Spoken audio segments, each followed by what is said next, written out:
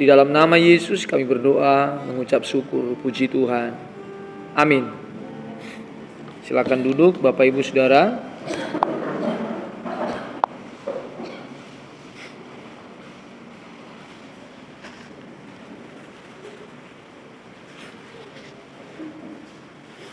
Shalom.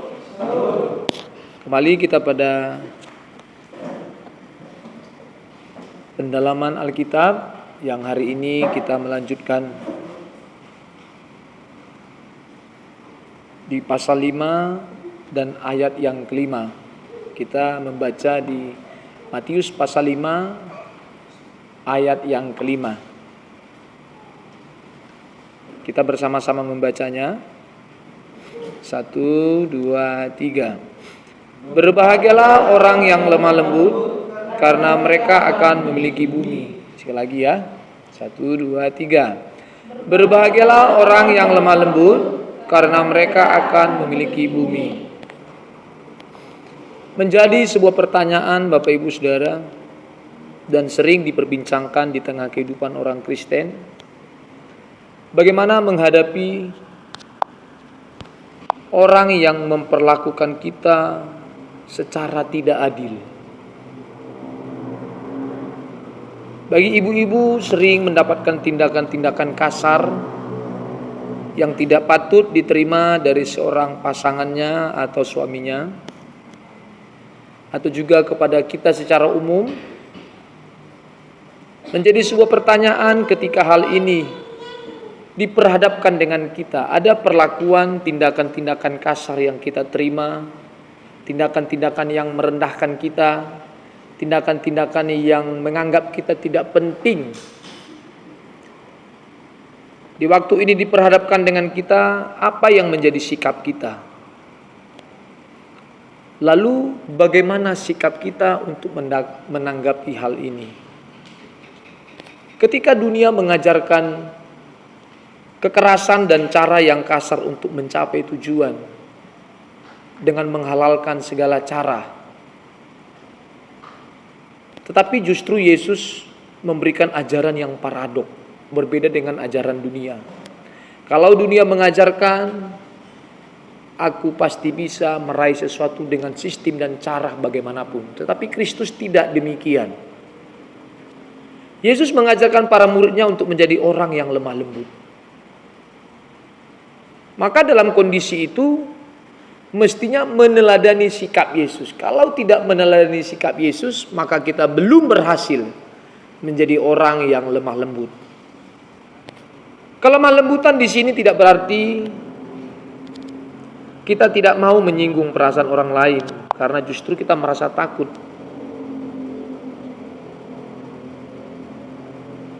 Orang yang lemah lembut adalah ia yang menanggung dengan sabar semua kondisi yang tidak sesuai dengan pikiran dan perasaannya.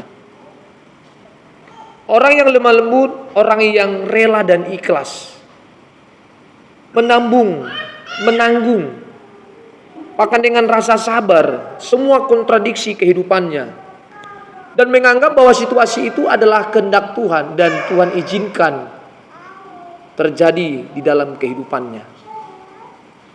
Ia sabar, tidak pemarah, tidak ingin balas dendam sekalipun mendapatkan perlakuan yang tidak pantas dari orang lain.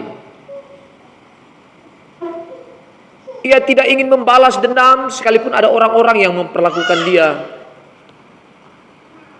tidak sepatutnya, Bapak Ibu Saudara.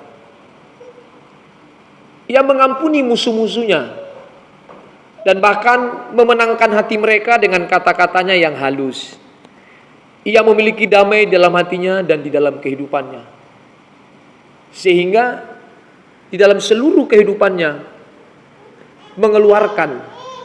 mengalirkan pikiran dan perasaan Tuhan. Meneladani sikap yang Yesus telah lakukan. Lemah lembut adalah sikap ikhlas dan rela hati menerima semua keadaan. Perhatikan Bapak Ibu Saudara. Sikap lemah lembut hanya dimiliki oleh orang yang bersedia menerima semua keadaan, baik keadaan yang tidak sesuai dengan pikiran dan perasaan kita, maupun keadaan yang sesuai, apalagi yang sesuai. Tetapi menjadi lemah lembut sesuai dengan versi Alkitab adalah orang-orang yang menerima semua keadaan sekalipun menyakiti pikiran dan perasaannya, tetapi justru itu menyenangkan hati Tuhan. Maka ia menerima keadaan itu dan dia menganggap bahwa itu situasi yang Tuhan izinkan terjadi dalam kehidupannya, yang tujuannya untuk memurnikan imannya di hadapan Tuhan. Kalau kita tidak memiliki pengertian pemahaman tentang hal ini, Bapak Ibu Saudara, maka kita belum berhasil memiliki sikap lemah lembut, belum berhasil memiliki hati roh yang lemah lembut. Kita membaca menjadi referensinya Saudara di dalam 1 Petrus pasal 3. 1 Petrus pasal 3 ayat yang ketiga dan ayat yang keempat. Pelan-pelan ya Saudara, terus.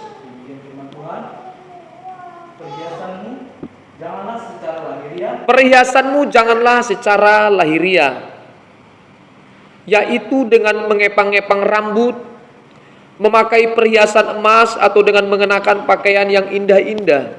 Ayat yang keempat, perhatikan Saudara. Tetapi perhiasanmu ialah manusia batinia yang tersembunyi dengan perhiasan yang tidak binasa, yang berasal dari roh yang lemah lembut dan tentram, yang sangat berharga di mata Allah. Ketika kita mendapatkan perlakuan yang tidak adil, sedang dijahati oleh orang lain, sesungguhnya Allah sedang mendandani kita.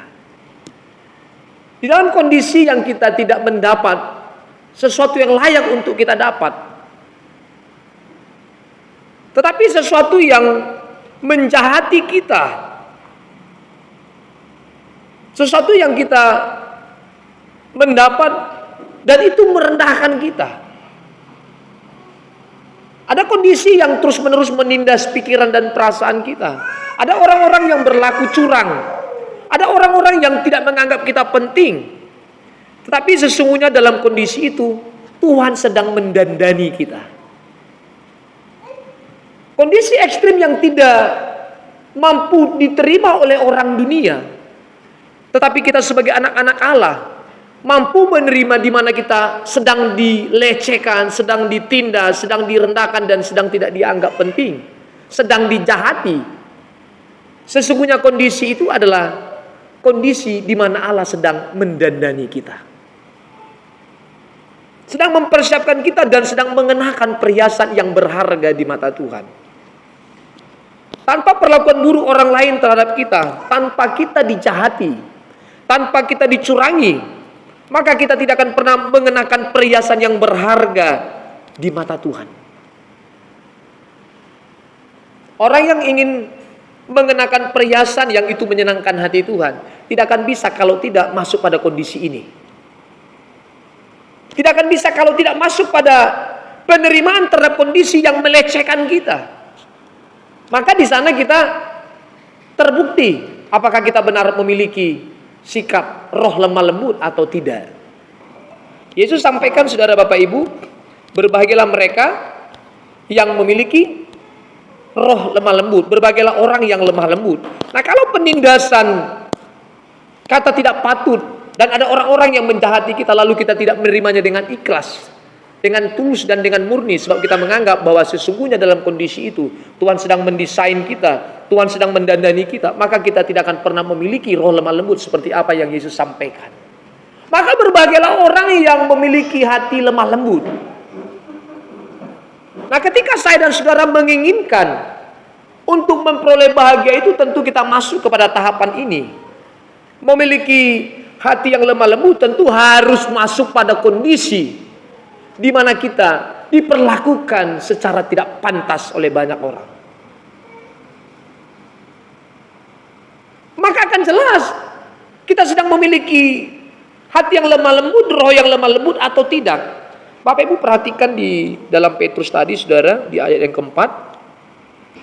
Tetapi perhiasanmu ialah manusia batinia yang tersembunyi dengan perhiasan yang tidak binasa, yang berasal dari roh yang lemah lembut Nah, perhiasan batinia akan terbit dan muncul itu sumbernya dari hati, dari roh yang lemah lembut. Maka kalau itu tidak didandani oleh Tuhan sendiri, maka siapapun kita tidak akan pernah memiliki perhiasan batinia yang itu berharga di mata Tuhan.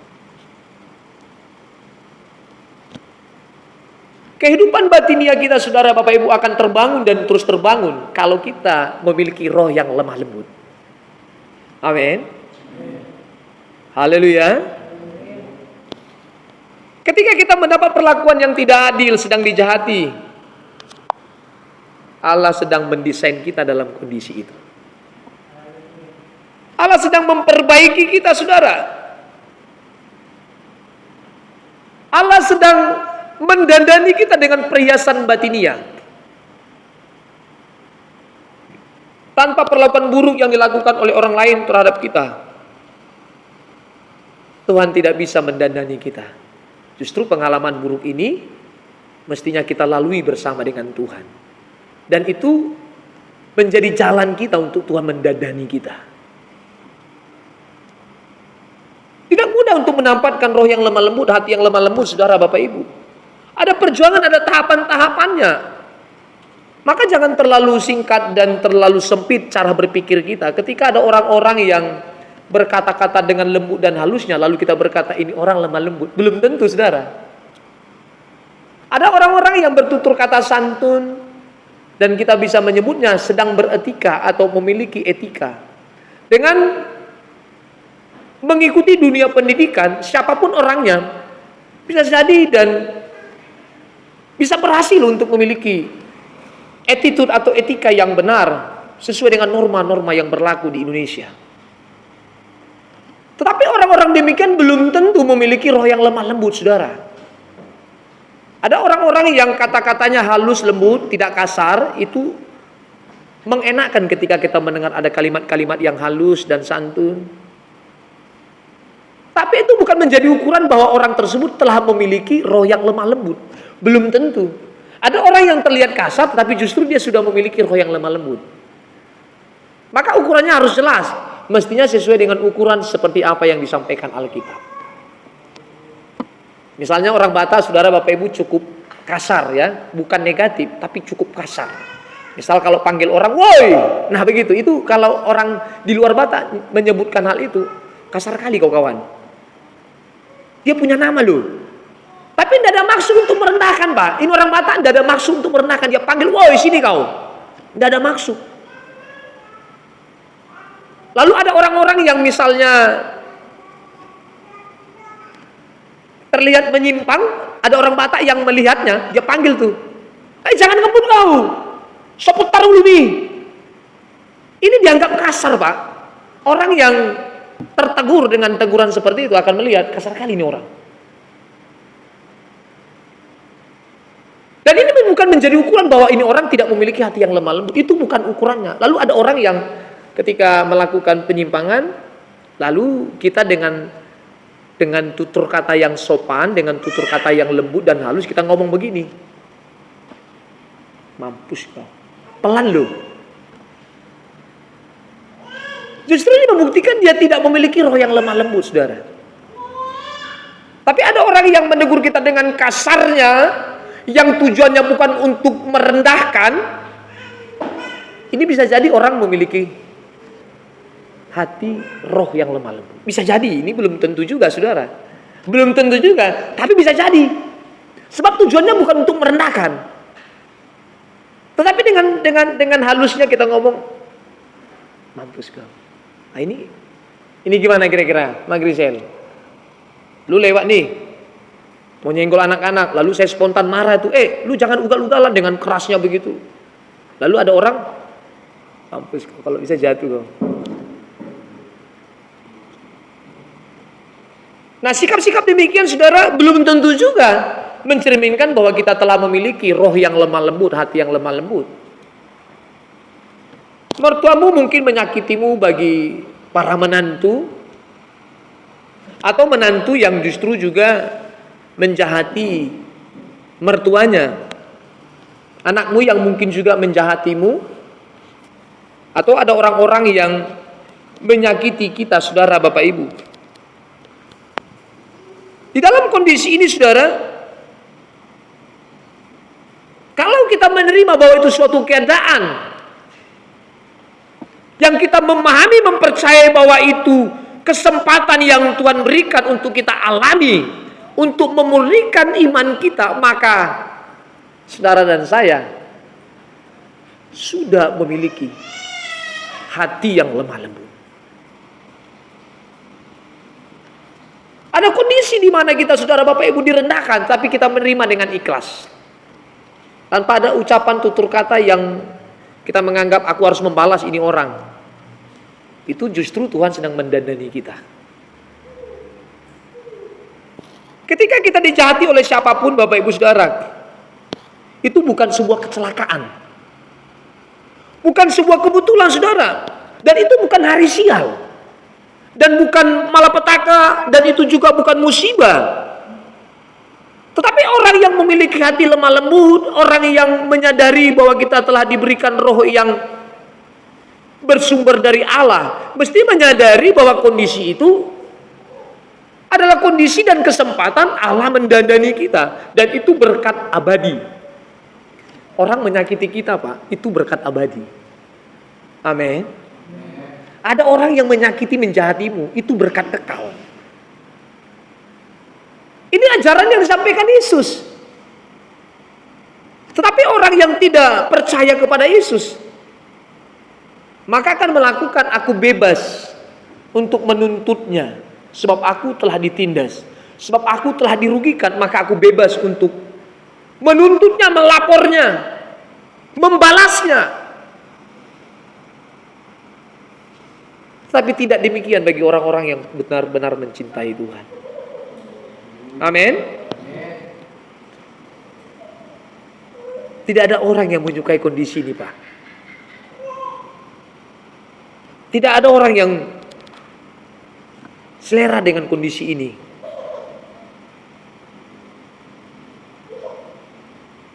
Tidak ada orang yang suka direndahkan. Tidak ada orang yang suka diperlakukan buruk, diperlakukan secara tidak adil. Tapi justru dalam kondisi ini, batinia kita, kehidupan batinia kita semakin terbangun, dan di sana kita sedang menggunakan perhiasan batinia, dan itu bernilai di mata Tuhan. Maka dengan gamblangnya, saudara Bapak Ibu, dengan tegasnya juga saya sampaikan, kalau kita sedang disakiti oleh siapapun hari ini, itu tanda Tuhan sedang membela kita. Pak, Bu, saudara, ajaran yang diberikan oleh Yesus ini ajaran paradok yang sangat bertentangan dengan pandangan manusia umum. Yesus juga berkata, jika pipi kirimu ditampar, maka berikan pipi kananmu. Ini ajaran gila, tanda kutip begitu. Tapi banyak di antara kita yang masih kecewa kalau ada orang-orang terdengar sedang menjelekkan kita. Saudara sedang menolak didandani Tuhan. Kalau kita masih tersinggung dan masih merasa sakit hati, ada orang-orang yang memburukkanmu, saudara sedang menolak dandanan Tuhan. Kalau ada di antara kita yang masih kecewa dengan orang-orang yang suka menjelek-jelekkan, menyinggung kita, itu kita sedang menolak mengenakan perhiasan yang berharga di hadapan Tuhan. Mari kita periksa jujur, saudara. Mari kita periksa jujur. Sering kita mendapat perlakuan yang tidak adil atau dijahati. Ada orang-orang yang menindas kita, seolah kita manusia yang tidak memiliki harga diri, tidak memiliki nilai diri di hadapan Tuhan. Tapi pemahamannya yang mesti kita ambil dari sana adalah, pemahaman konkretnya adalah, ini kondisi membuat aku mesti semakin murni di hadapan Tuhan. Jadi Yesus sampaikan, berbahagialah orang yang lemah lembut. Itu artinya kita harus masuk dalam kondisi itu. Kalau tidak masuk, kita nggak bahagia. Kita mau bahagia, Pak? Amin. Kita mau bahagia, Pak? Amin. Siap direndahkan. Terhadap suami, terhadap istri, oleh siapapun, siap direndahkan. Setting hatimu untuk siap direndahkan. Serendah-rendahnya sampai tidak ada orang yang merendahkanmu. Kalau sudah paling dasar, tidak ada lagi. Ini dengan orang cuit nama kita aja kita udah emosi, ngos-ngosan, meledak-meledak, saudara. Ingin kempleng, ingin tampar itu orang. Merasa citra diri kita buruk sebab kita sedang direndahkan. Lalu ada orang-orang Bapak Ibu yang menganggap bahwa harga dirinya telah hilang. Sebab tidak dihormati, dipandang sebelah mata, diperlakukan tidak adil. Lalu ada tuntutannya, kau sedang merendahkanku, aku akan tuntut secara hukum. Ini Pak kapanpun tak bisa memiliki hati yang lemah lembut. Tidak bisa kapanpun. Dan tidak akan berbahagia seperti versinya Yesus. Jadi kalau bahagia dan mau bahagia saudara, rumusnya mudah. Siap dimatikan, amin. Wahirera. Apalagi ada kalimat-kalimat kita sering begini. Semut aja diganggu membalas, apalagi majulma. Kira-kira begitu? Itu bukan anak Tuhan, amin. Semut aja diganggu melakukan pembalasan, mengapa kita tidak? Itu versi anak dunia. Ini Yesus ngomong berbahagialah. Karena kaitannya kalau ingin memiliki hati yang lemah lembut, mesti ini teruji dengan kondisi yang diperhadapkan dengan kita yang itu merendahkan kita. Yang itu menganggap kita tidak bernilai, Bapak Ibu Saudara. Kalau mungkin tetangga, saudara, orang lain merendahkan kita, kita masih bisa menerima. Masalahnya ada orang-orang terdekat yang merendahkan kita. Ini yang menjadi masalah terbesar. Bisa jadi itu suami yang merendahkan kita.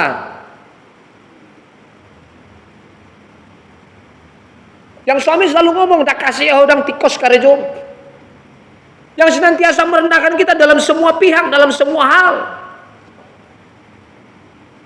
Istri tertindas. Nah kalau istri memahami bahwa berbagailah orang yang memiliki rendah hati, maka dia harus ikhlas dalam kondisi itu dan menganggap bahwa itu situasi yang Tuhan izinkan untuk semakin memurnikan hatinya sehingga memiliki hubungan baik dengan Tuhan. Sebab yang diperlukan Yesus adalah kehidupan batinia kita yang mesti itu terbangun setiap hari. Bukan perhiasan lahiriah yang terlihat oleh kasat mata. Terlihat rapi dan terlihat ganteng dan terlihat cantik Bapak Ibu Saudara. Itu terlihat oleh pandangan mata. Tapi Yesus jauh melihat, memperhatikan batin, menguji batin kita. Menguji jiwa kita Saudara. Sudahkah kita memperkarakan, mempersoalkan ini? Adakah di antara kita merasa sesak, merasa meledak? Kalau ada orang-orang yang menista, merendahkan, menganggap kita tidak penting. Nah pada prinsipnya kita pasti mengalami hal itu. Ada sesuatu yang bergejolak di dalam batin kita. Bergejolak di dalam emosi. Bergejolak di dalam pikiran kita. Yang pada umumnya manusia ingin membalas kalau sedang disakiti. Tetapi itu hebatnya. Orang yang mencintai Tuhan pasti menyangkal diri Bapak Ibu. Kalau justru kita mengizinkan ledakan-ledakan emosi itu muncul dan ada kepuasan terhadap hal itu, kita tidak berhasil mendandani diri kita seperti yang Tuhan inginkan. Mari kita periksa jujur Bapak Ibu Saudara. Justru kondisi ini kesempatan Tuhan mendandani kita dengan perhiasan yang berharga di mata Tuhan. Sering kita menganggap saudara seperti ini, perhatikan saudara. Oh Grisel. Kita sering beranggapan bahwa seolah Tuhan sedang membiarkan kita dalam kondisi ini. Seakan-akan Tuhan membiarkan kita, seakan-akan Tuhan berdiam diri, seakan-akan Tuhan tidak membela kita yang orang lain menindas kita. Kita seorang pelayan, seorang pendeta, seorang anak Tuhan yang rajin ibadah, tapi ada kondisi di mana kita direndahkan serendah-rendahnya, dianggap sepele, dianggap tidak penting, lalu kita berkata, seakan-akan Tuhan tidak menolong. Kita berasumsi, seolah Tuhan berdiam diri, maksudnya apa?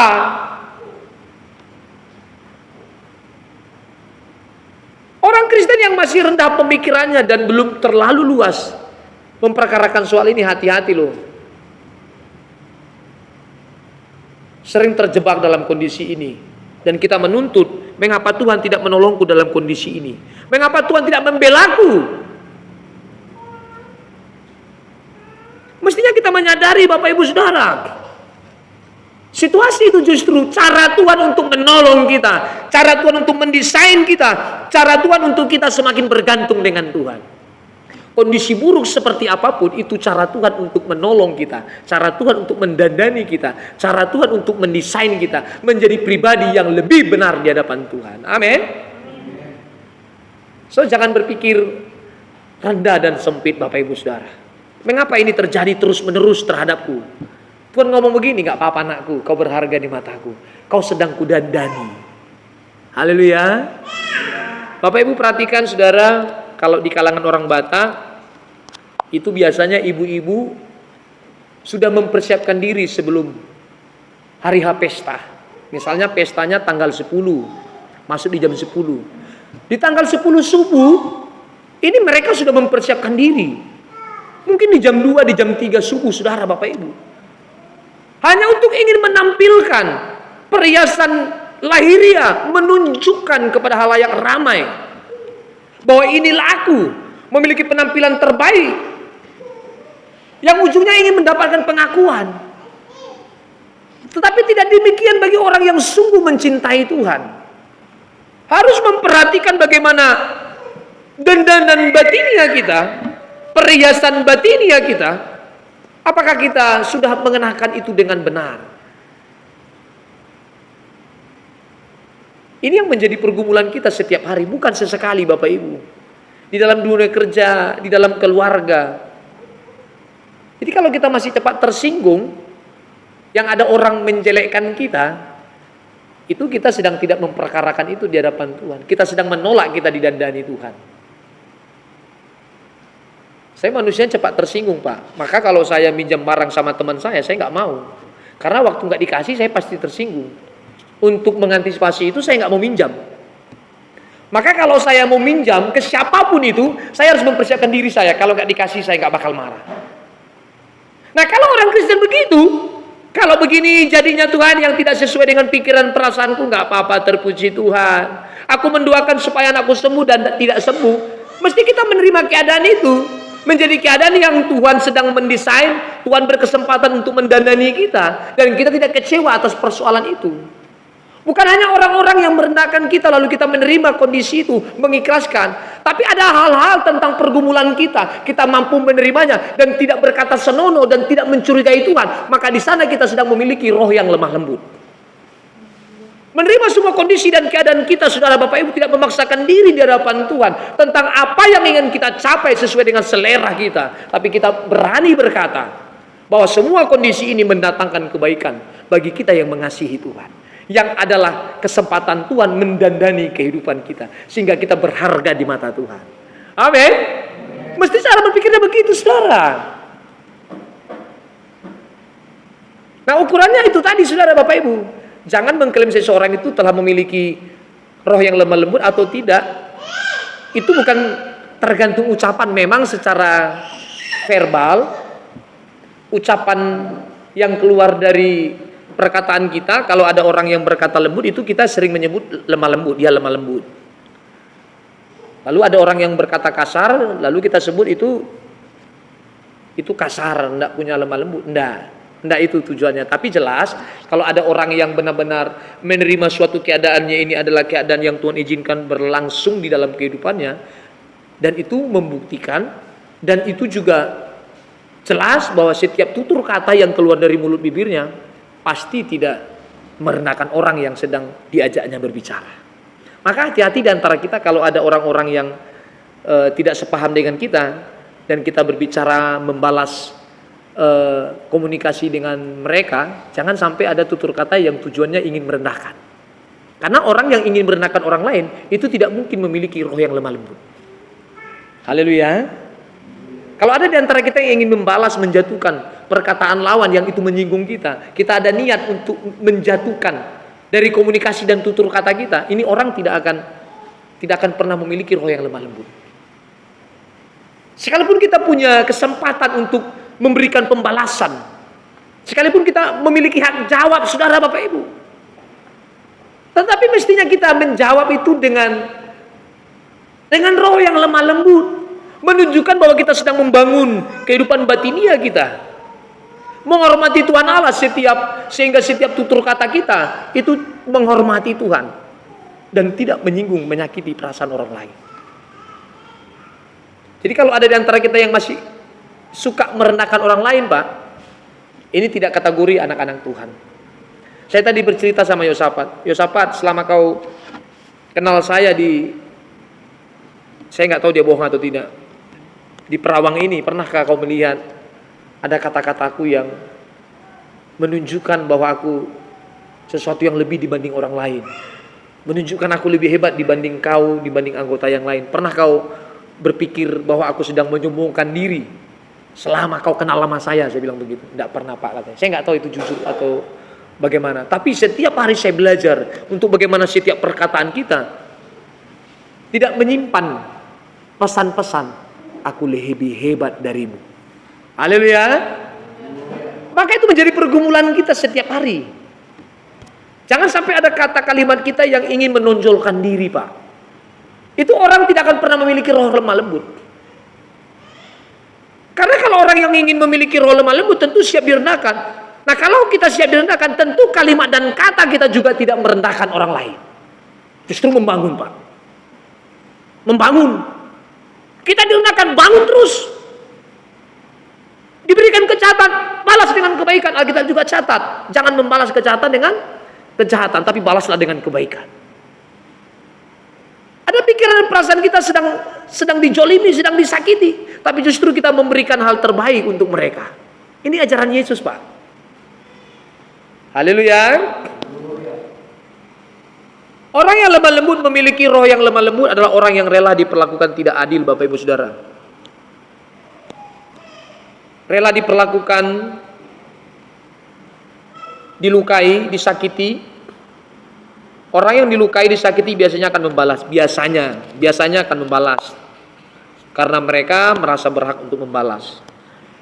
Tetapi Tuhan mengajarkan untuk kita rela diperlakukan secara tidak adil dalam semua kondisi. Dan itu yang diajarkan oleh Yesus. Tuhan Yesus telah mengajarkan dan dia sudah mengalami untuk tidak melakukan pembalasan. Itu telah dilakukan Yesus dan menjadi sebuah pengalaman yang mestinya menjadi contoh dan teladan bagi kita. Orang-orang Farisi, orang-orang Yahudi dan orang-orang Romawi yang mereka bersepakat untuk menyalibkan Yesus. Bahkan Yesus melontarkan kalimat lembut, ampuni mereka Bapa sebab mereka tidak tahu apa yang mereka lakukan. Tidak ada pembalasan, tidak ada tindakan, tidak ada reaktif negatif, saudara Bapak Ibu. Tidak ada respon negatif, tidak ada respon untuk bagaimana membalas orang-orang yang menyalibkan Yesus. Ini teladan yang mestinya menjadi sikap kita. Yesus menjadi role model. Yesus menjadi jalan yang kita harus jalani. Betapa sakit dan pilunya Bapak Ibu Saudara. Orang-orang memperlakukan Yesus yang tujuan Yesus adalah untuk menyelamatkan manusia itu, tapi justru manusia itu menyalibkan Yesus. Dan Yesus tidak melakukan pembalasan. Tetapi dengan roh yang lemah lembut dia berkata, ampuni mereka Bapa sebab mereka tidak tahu apa yang mereka perbuat. Nah, kalau diantara kita meneladani sikap Yesus begini, ada yang nyakiti lalu kita ngomong, ampuni mereka Bapa. Alkitab ada mencatat, saudara, dalam 1 Tesalonika bahwa pembalasan bukan hakku, tapi haknya Tuhan. Lalu kita berkata, ampuni mereka sebab mereka tidak tahu apa yang mereka perbuat. Tuhan yang membalas. Ini rusak, Pak. Tidak boleh. Kita nggak boleh seolah mengajarkan Tuhan untuk Tuhan membalas. Haleluya. Itu ada ayatnya. Kita coba membaca. Sehingga ini menjadi pemahaman yang benar, ya. Bukan 1 Tesalonika ya. Ibrani pasal 10 ayat yang ke-30.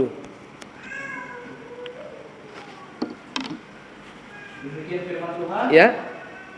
Ibarat 10 ayat 30, sebab kita mengenal Dia yang berkata, pembalasan adalah Aku, Akulah yang akan menuntut pembalasan.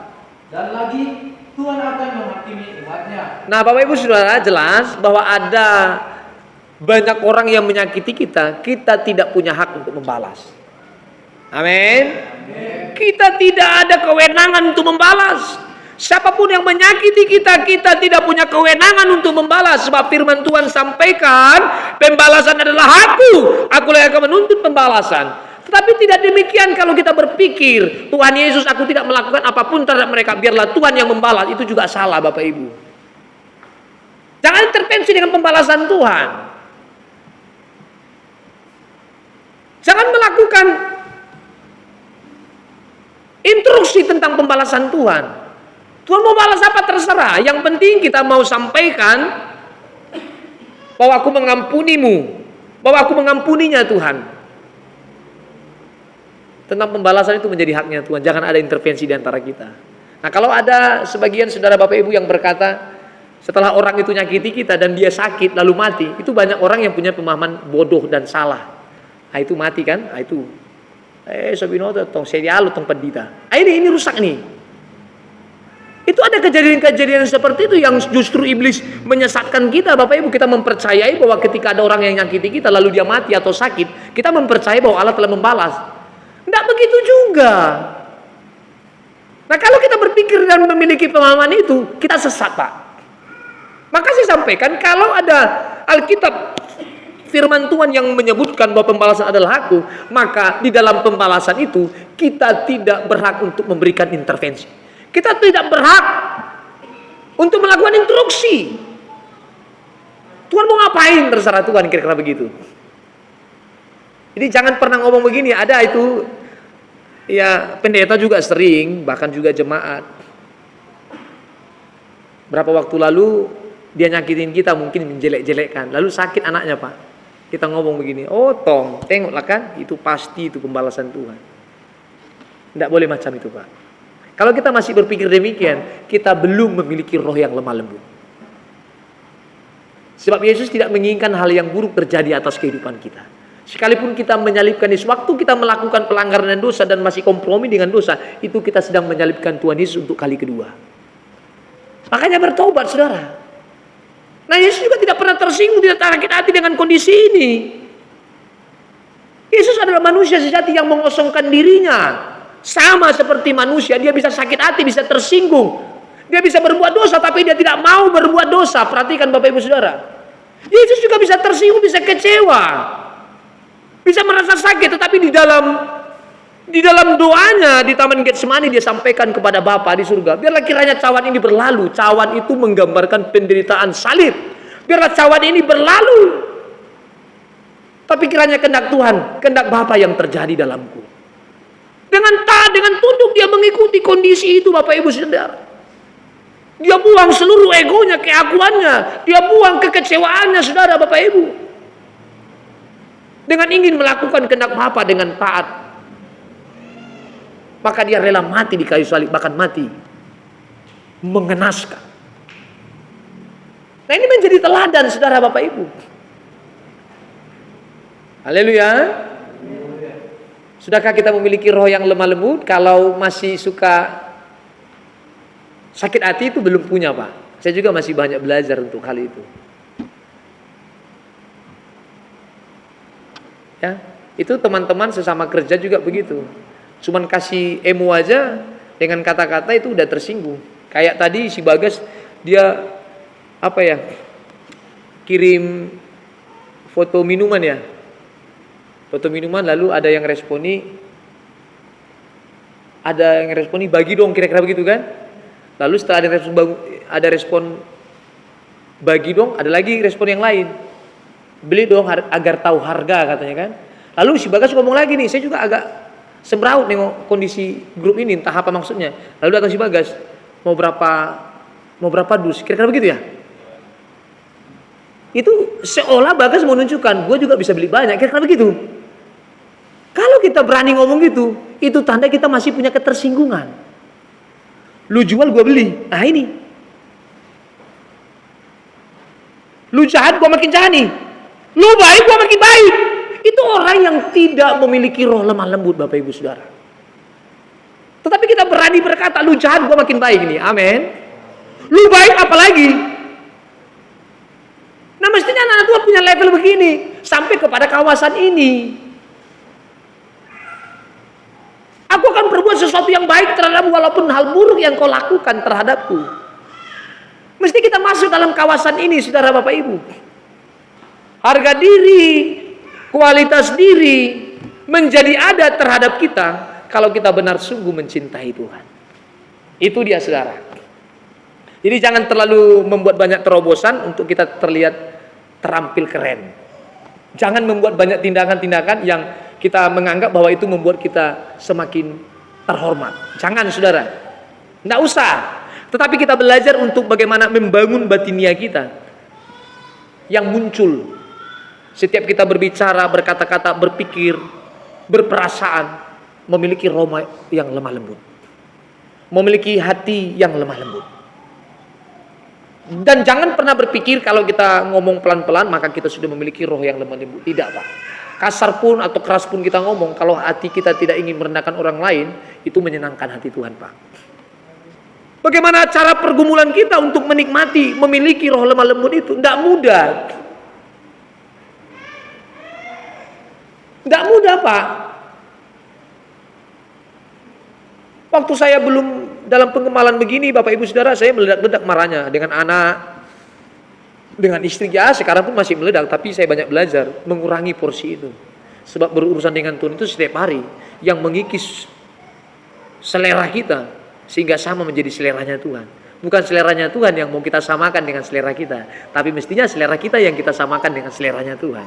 Dan itu berlangsung setiap hari, Pak. Amin. Itu berlangsung setiap hari. Saya kalau marah dulu sama Hans Willy, Pasar Ibu, anak saya, itu rasanya setelah selesai marah ini naik, Pak. Saya juga yang rugi. Nggak bisa nggak naik. Kalau sekarang sudah mulai dikuasai, amin. Saya udah mulai kuasai nih. Wah, kalau dulu belum bisa. Ada anggota yang main-main, nah ini nih. Saya memang nggak merendahkan, tapi kalimat saya muncak. Muncak, benar-benar muncak. Sekarang masih muncak sih, cuman nggak terlalu puncak. Haleluya. Belajar, Saudara. Saya enggak juga mengatakan saya sudah perfect. Kita justru menuju kepada kesempurnaan. Hamba Tuhan jarang mengakui kesalahannya. Kalau saya enggak, saya ngomong sama jemaat, saya punya salah, datangi pastori ngomongin. Saya akan pelajari, saya akan koreksi diri, saya akan evaluasi. Amin. Jangan katakan saya sudah perfect. Tidak, waktu Anda melihat saya melakukan kesalahan, Anda kecewa. Maka jumpai pendetamu, Bapak kayaknya salah. Tolong diperbaiki. Apalagi saya masih muda dalam penggemalan ini. Pak Togatorok berhak untuk tegur saya. Pak Tumanggur juga berhak tegur saya. Sampaikan dengan sopan dan santun. Sebab kita orang-orang yang beriman. Siapapun berhak. Dan waktu ditegur kita nggak enak. Tapi justru itu memperbaiki. Haleluya. Nggak ada enak ditegur, Pak. Pasti sakit. Tapi kondisi itu memperbaiki kita. Sebab Tuhan mengizinkan hal itu terjadi untuk kita didandani. Mari, Saudara, kita serius berurusan dengan Tuhan. Kita baca satu ayat lagi di dalam 1 Petrus pasal 3 ayat yang ke-9.